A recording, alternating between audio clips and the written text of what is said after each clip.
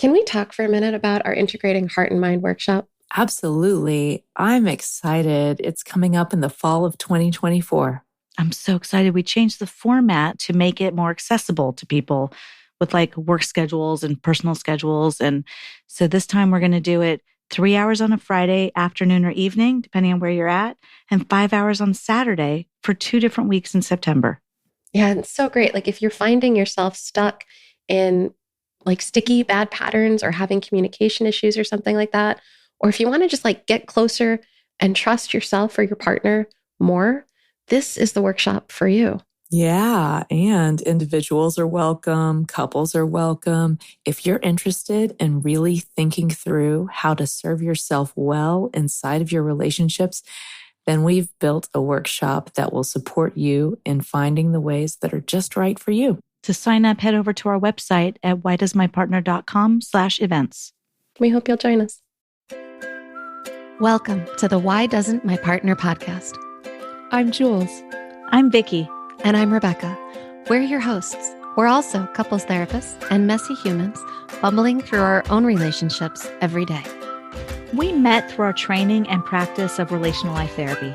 Between us, we have more than 40 years of experience holding hard relational questions with our clients. We're going to bring those questions here. And together, we're going to take a stab at answering those questions.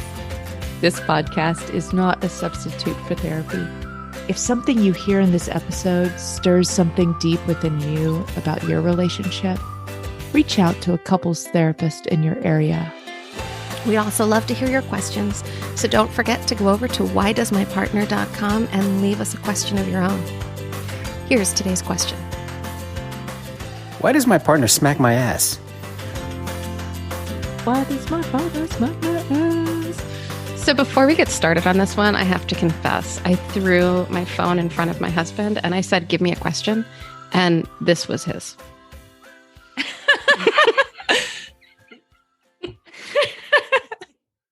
So I'm just going to out that. Okay. And then something really interesting is going to happen. You'll have to tell me whether I'm right about this. So when I hear questions like this, and they come up in my office all the time, yep. I have this thing I've noticed through the years. People touch each other like they would like to be touched. So, Rebecca, does this mean that if you're smacking his ass, you would like him to smack yours? Totally. It holds true again. Yeah. So this is, in general, and it doesn't matter if you're in which kind of relationship you're in, as far as like if you're poly or you're in a pod or you're in a bisexual relationship, or it doesn't matter, like gay, straight. I see it all the time in heterosexual relationships. So I'm going to throw this one out there. But I think it happens in a universal way where we touch someone like we'd like to be touched. And maybe my partner doesn't want the touch I'm offering. And so they get all jaggedy about it. So here's the way it shows up all the time in my office is a heterosexual couple comes in and she says, it doesn't feel good to me the way we have sex. And I start exploring why. And it comes out eventually that what's going on is without much warning, he's grabbing her boobs. And he starts complaining that, yeah, but it's like we can't ever get going because she's like just like softly touching my shoulders. And I'm like, oh, so what's actually happening is she wants to be softly touched and he wants in non-sexual places as a beginning point, and he wants her to grab him without just go for it. And so they're actually wanting to be touched in a different way than the other one wants. The way they're telling each other that is through their touch rather than through their words. Yeah. Right. Although note to self, I need to start grabbing his bum more often. As he smacks mine. Right. There you go. So he may want that from you. I need to start doing that. Right. And you can always double check. But generally has been true. A double check either, by the way. I'm just going to start doing it and see what happens. Can you report back, please? Yeah. And by the way, these ass grabbing moments are like in the kitchen, just walking by. Right. Kind of And thing, so you we're know? not Like, it's just just talking playful. about, we're not even talking only about Yeah. sexual touch. We're talking about Just playful touch. Playful Just like touch. connecting and like, Yeah. hey, honey. And kind of friendly things. touch. Yeah. I'm here. I'm Yeah. here and I see you. Yeah. He's Yeah. practically Yeah. told me that that's what he's saying when he does it. Like, I'm here and I see you. you. And I Yeah. appreciate that. It just has never crossed my mind to do it back. It will now. Yep. And it could go like super simple stuff like, oh, some people like touch that moves, like Mhm. soft, like rubbing a thumb on your shoulder while I'm touching you, or Yep. whatever. And other people hate that and only want still touch. Yes. It strikes me that like such a good exploration for partners could be, show me how you want to be touched. Touch me the way you want to be touched. Right. And that could be like a learning and an exploration thing. Yeah. And we could do it in our casual day to day, and we could move it into our intimate, romantic, sexual connections too. Yep. And having an open conversation about it. So I have no idea how your husband feels about having his ass smacked. Oh, he giggles. So for him, it's fine. Yeah. But if anything's happening touch wise that doesn't feel comfy, Mhm. an open conversation can really help work things through.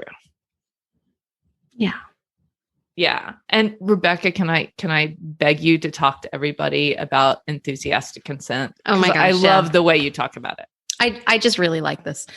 I think that consent is one of those things where we're not just looking for like, when does somebody say no, but we're looking for like, when do they light up with joy? Like what feels really good to them, and where does the enthusiasm come in? Like, yes, right? Like I want that, right? Like that's really what we're going for when we talk about consent, not so much just like, no.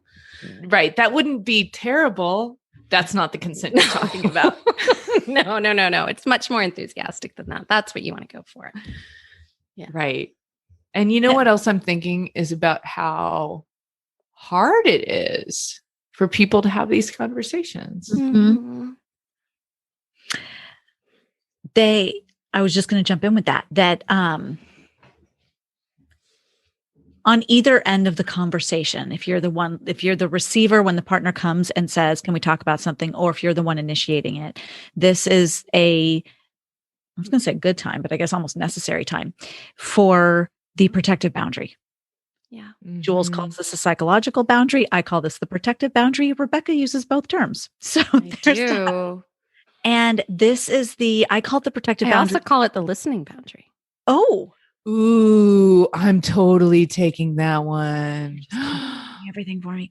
But it totally is. And I mean, I heard that, like I was taught that term first. So I will say that's why I call it that, quote unquote. It's also, I call it that because it's what protects me from the world.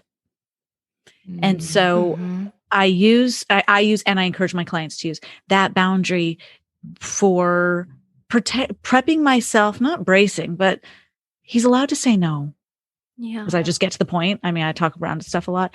So if I'm going to ask for something with a direct request, it's about allowing for that space of the no, and that he's allowed to have a different feeling, response, whatever, than I have. And I don't have to absorb that and defend against it. I want to slow you down because I want to pull out what you just said. It is absolutely essential. It is okay for him to have differences. It's okay for her to not want the same thing that you're wanting. And so when we're in these open conversations, especially when it comes to something really tender and intimate, like playful touch or like sexual intimacy, we can get into spaces where it feels like, am I doing it wrong? And we go into shame pits. And that's not what this conversation is about. This conversation is about, can I hold myself with that protective psychological listening? I love that. I'm going to totally use that now. That listening boundary where I can really make this about curiosity about you. Right. exploration. It's about Mhm. learning about each other, right? So, like, do you like it when I do this? Do you want more of this or less of this? You know what? Maybe you don't want this, but I'm just realizing that I really want this. Mhm. So, I'm doing this because it's what I want you to do to me. Right. Mhm. And so, like, having that, putting that into words and having that conversation is such an important and intimate skill for couples to Mhm. come closer together. Yeah. So go forth. If there is enthusiastic consent, smack some butts.